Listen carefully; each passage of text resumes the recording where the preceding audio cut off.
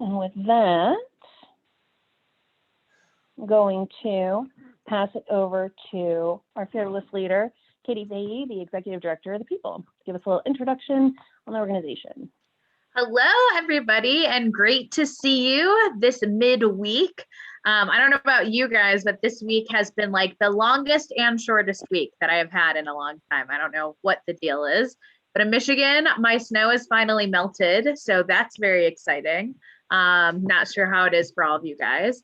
I'm the Executive Director of the People. I just threw this in the chat too, but for our breakout sessions, we actually can't record the individual breakout sessions, and we also want you guys to feel free to speak freely. So the parts that'll be recorded are just when you can see everybody's faces when the main presentation is going on. We're so excited to be launching this event series, and just want to say a huge thank you to the committee members and our fearless leaders who met as strangers about 3 months ago and have come help make this a reality, leading to a wider nation-wide conversation in May as well. So first of our series, you'll hear more about that after me, but just so excited. The People is a group of Americans who are dedicated for taking our frustrations with broken political system and being able to take collective action together. Cross-partisan, cross-country, really trying to take the best of the diversity in our country and our diversity in thought and figure out how we make a country that is truly for, by, and of the people. We have been extremely lucky to begin to partner with independent voting in many different ways, including with having Kathy Stewart on our team for a little while over the last year, which is absolutely amazing. So we're really grateful for you guys and helping co-sponsor our very first event. And of course, a huge, huge thank you to Mike, who I know already has to do a bunch of Zoom all during the day. He's taking his free time to spend it with us and FixUS and the wonderful work you guys have done, not only in helping also bridge divides, but make sure that there's great information available for people to learn, but also be able to contribute to the conversation. So I'm really looking forward to tonight. And without further ado, I'd love to introduce Ramsey, who is one of our co-leaders who's helped plan this entire series, who can tell you more about it. So Ramsey Zimmerman, take it away. Yes, thank you, Katie. So this is the first of our citizen engagement forums. We're having a series of these leading up to our National Assembly in May. And really the whole point of getting folks together ahead of time is to have a chance to talk about really important issues that are happening within our democracy. And we are really trying to gather people from across the country and across the spectrum of politics and ideas to really begin to sort through what's happening now and also look for productive solutions. So we're building up to this National Assembly in May, and we're starting with the citizen engagement forums. We'll be having another forum coming up on March 23rd and another one after that on April 13th. We'll talk more about those later in the evening. And this is all building up to May the 16th for our National Assembly. So really glad to be a part of this, and I'm really excited to meet all of you and hear from Mike tonight. Ramsey, and I'm going to go ahead and introduce Kathy Stewart with Independent Voting. She's going to tell us a little bit about our speaker and introduce him to us tonight. Kathy?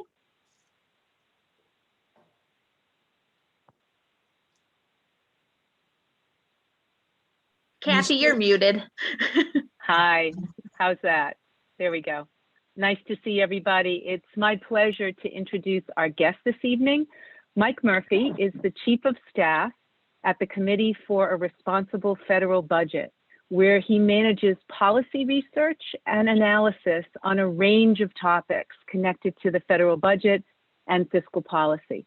He's also the director of FixUS, an initiative of the committee that's working to gain a better understanding of the root causes of our nation's growing divisions and deteriorating political system. FixUS works to shine a spotlight on these issues and to build support for needed change.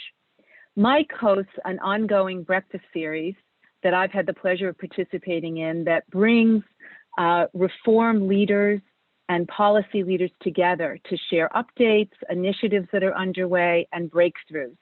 The breakfast Zoom gatherings have become an important place to network and build connections. Both independent voting and the people value Mike's nonpartisan spirit and leadership voice for reform and collaborative endeavors. And we're delighted to have Mike with us tonight to share the results of a new report just released by FixUS called "Why is Governing No Longer Good Politics? Reflections from 1,000 Years of Public Service." So thank you, Mike, for joining us, and we're eager to hear your presentation. Thank you, Kathy. And Sarah and Katie and Ramsey, thank you. Thank you, everyone, for coming tonight. This is great. I love the people. I'll probably say that like 50 times tonight. And you'll find out why in a little bit. We're just so aligned in terms of what our goals and mission is here. And it's just so great to meet all of you as well. I'll also say, Katie, I'm with you. Like, I don't know, like long, short week thing. I don't know. They all feel long these days. Okay. They all feel long. And I was just saying to a few people before we jumped on, it's 1 year, like this week since we kind of went all virtual. And I haven't been in my office in a year. But I will say, there are some good things that have come out of this sort of virtual environment. And one of them, frankly, is this, like right here, where you can do Zooms like this and connect with people that share an interest like this so much easier than you could more than a year ago. So you couldn't do these kind of things a year ago. So this is great. Okay, so I'm going to give you guys an overview of FixUS and this new report. Sarah, I think it's set up. I can screen share here, right? Let's see. Should be, yep.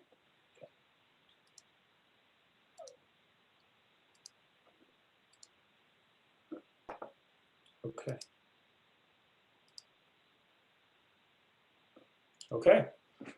I'm going to run through this slide deck to give you guys an overview of this report. And yeah, I hope I'll participate in the breakouts. Hopefully we have time for questions, whatever you all want to talk about. So let me start, if this works here. Hold on. There we go. Let me start at the basics, stepping back. What's FixUS? Why FixUS? Okay. This group, people in the people will appreciate this, okay?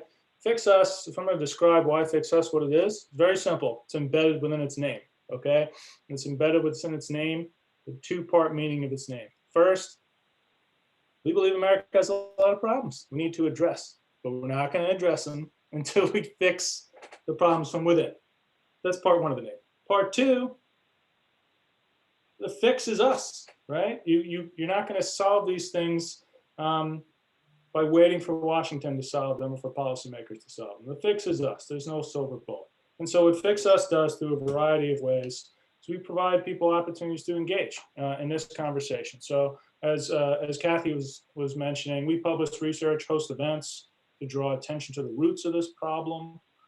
We build and engage networks of citizens and societal leaders and democracy reformers, as Kathy was mentioning. And most importantly, I would argue too, is we advance solutions, but in partnership. There's no one organization or effort that can solve the things that are dividing us. And so we believe it's critically important to partner for progress on these issues. As was mentioned tonight, we're going to dig into this new report. There's lots of else. If you're interested in FixUS, you can check it out, fixusnow.org. But we're going to talk about this new report here tonight. Okay. A new report on good governing being, why is it no longer good politics? First, the story of this report, okay? The story of this report is last fall sometime, at one of our FixUS sort of meetings, one of the people involved with our effort is a member of our committee's board and one of our key advisors on FixUS is Leon Panetta. Leon Panetta he's got his titles here on the slide, but he's like, basically at every title you can have in Washington, with the exception of the one at the very top, okay? But, Secretary of Defense, CIA Director, what have you. We're in a meeting, and like Leon Panetta often can do, he can crystallize things and put it very succinctly and crisply to the core of the problem. And this is what he said, and I'm just going to read it to you. We were talking about, what do we need to do for FixUS? What do we need to focus on?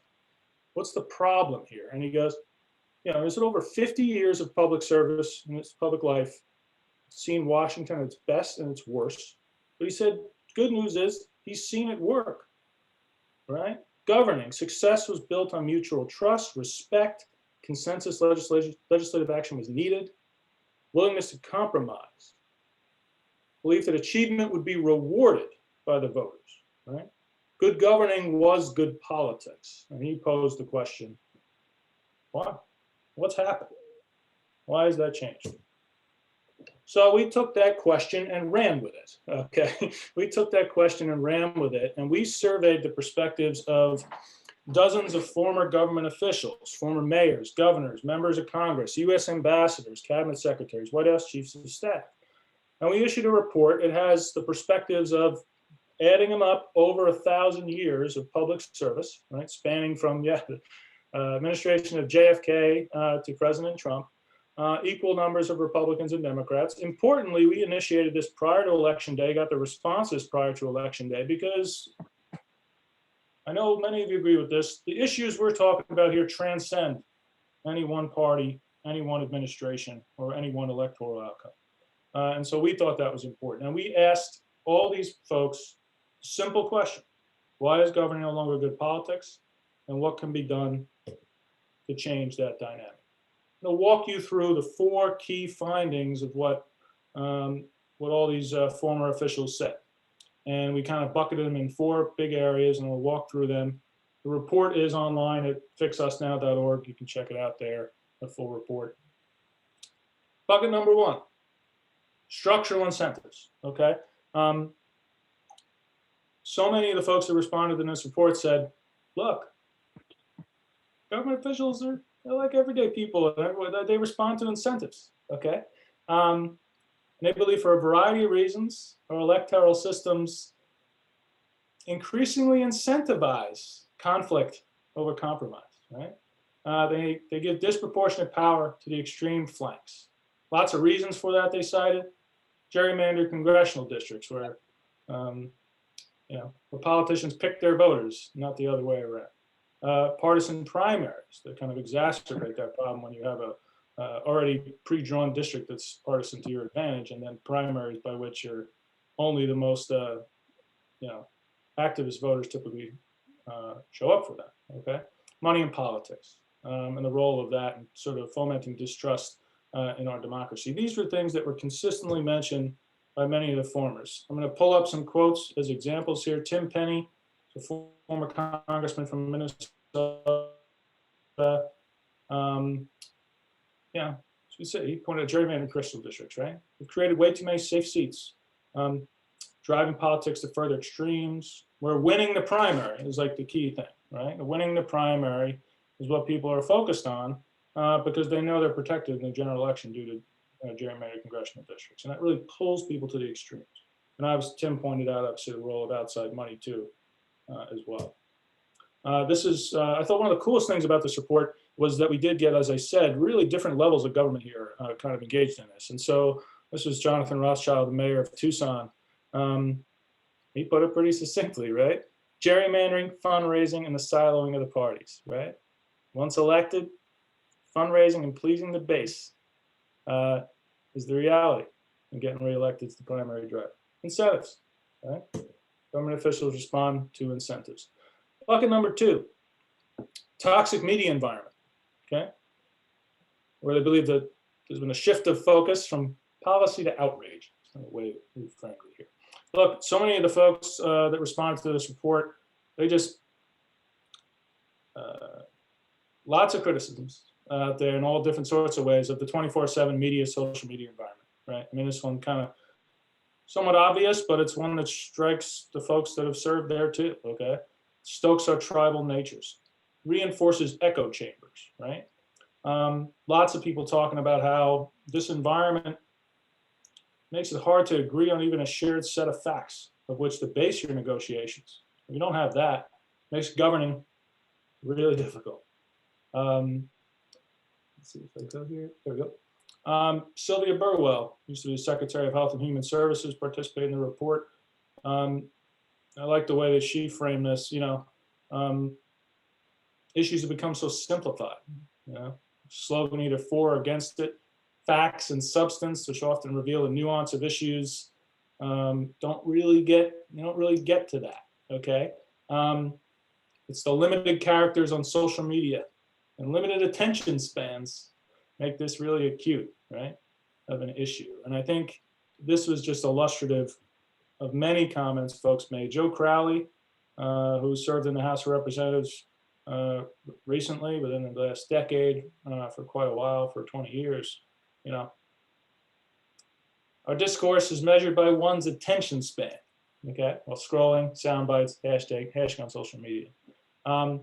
This was just over and over again, formers were lamenting the media environment that's driving a lot of the toxicity that we see in the governing environment.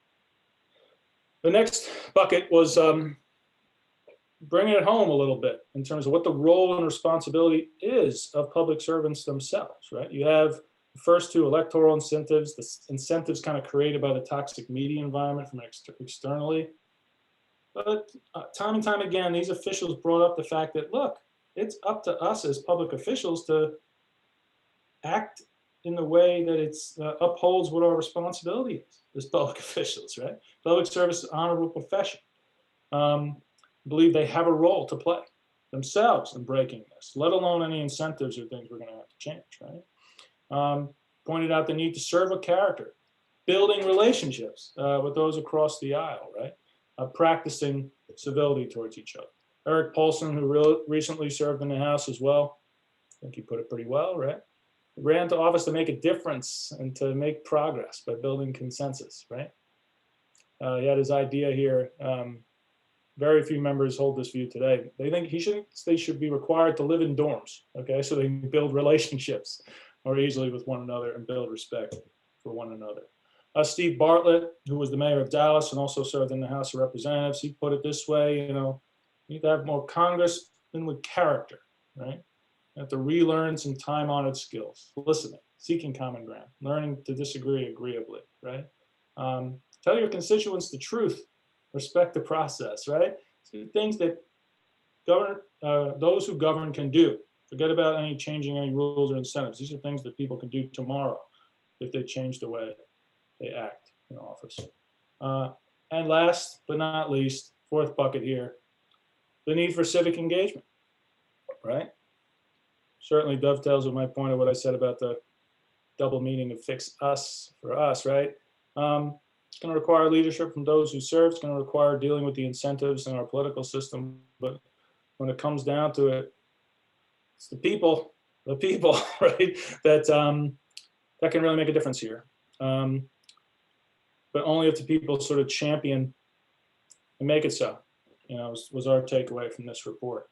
And if I can get this to go here, there we go. Mike Capuano was a local mayor, also served in the House. I'll put it pretty good here, right? Ask yourself, if those candidates keep getting elected, do exactly as they've done, whose fault is that? Right?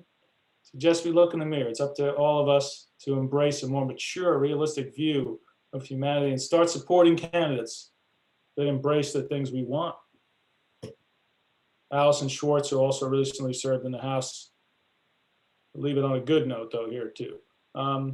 She's heartened by all the activism and citizen engagement that's been bringing to bear on a range of issues over the last couple of years, and thinks that can be, that's sort of a beacon of hope here, right?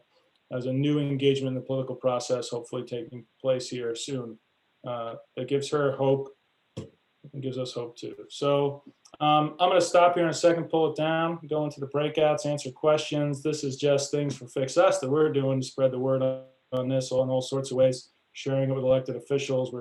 We're getting out there in local media, talking about these ideas, etc. And we have different ways to get involved with FixUS, but I won't get into that now because we want to get into the discussion. You can check that out on fixusnow.org. I think that's the end. Sarah, hopefully I didn't go too long on time. No, that was great, Mike. Thank you. That was awesome. I am going to, so I'm sure you guys all have a lot of thoughts and really want to take a chance to talk together about what Mike just shared with us. I'm going to share my screen again for just 1 second and go over a couple quick things before we jump into some breakout groups. So for small group conversation, so I'm breaking you into groups of about 6, so opportunity for everyone to talk a little bit and hear from a few other people. We've posed a couple of different questions, and I'll provide those in the room for you as well. No need to tackle them all, just to kind of get conversation going around what we've been talking about tonight. Looking at, what you thought, does it ring true to you? If there are any particular points that resonated with you, issues addressed that you see as a priority. So again, I'll post these in the chat, but important note that we're not looking for complete answers on all of them, just more a way to get the conversation going, an opportunity for everyone to share their thoughts. Speaking of sharing thoughts, though, wanted to make sure we just kind of talk about guidelines and ground rules. As we said, we are very lucky to have people from all demographics, all over the country, all points of the political spectrum. We want to make sure that we are having some really meaningful and respectful conversations. So a couple things that we as the people hold to. We have opportunities like this to really, you want to engage in thoughtful and constructive discussion, really keep it positive, not mocking or demonizing any people or party. I want to remain respectful of others. Even when we disagree, we have a lot of opinions, and do it in a way that is beneficial to all of us so we can actually learn a little bit. I want to remember that each of us genuinely wants what's best for the country. Even if we disagree, we're all here on a Wednesday night. There's good TV back on. There's other things. It's getting nice outside, but you're here. So you care, and you want to make our country a little bit better. And for that, I want to make sure you have the opportunity to speak and be heard. Speaking of which, we want everybody to be heard, so we want to make sure everyone feels comfortable and no one dominates the conversation. These are going to go super quick, unfortunately. We've, to get these in an hour, we don't have a ton of time, but we want to make sure everybody has an opportunity to talk. And we want to keep them nonpartisan. We're a nonpartisan organization, as is FixUS, and so we hold to that. It's very important to us. And then when things get tense or frustrated, just again, remember that we're here to find common ground.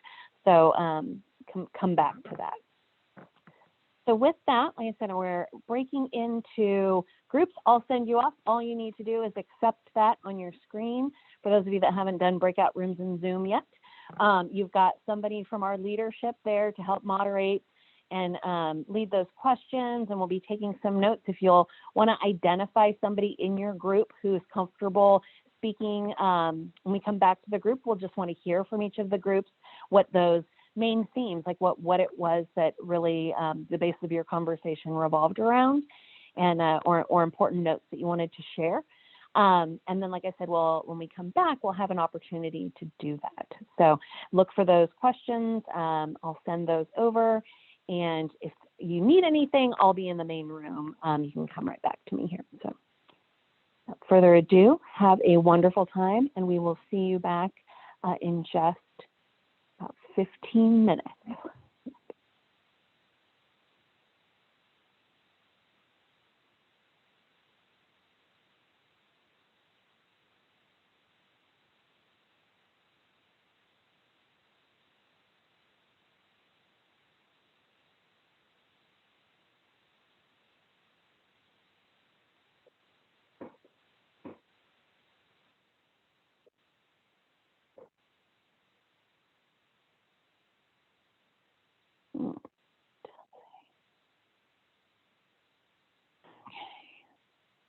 And then the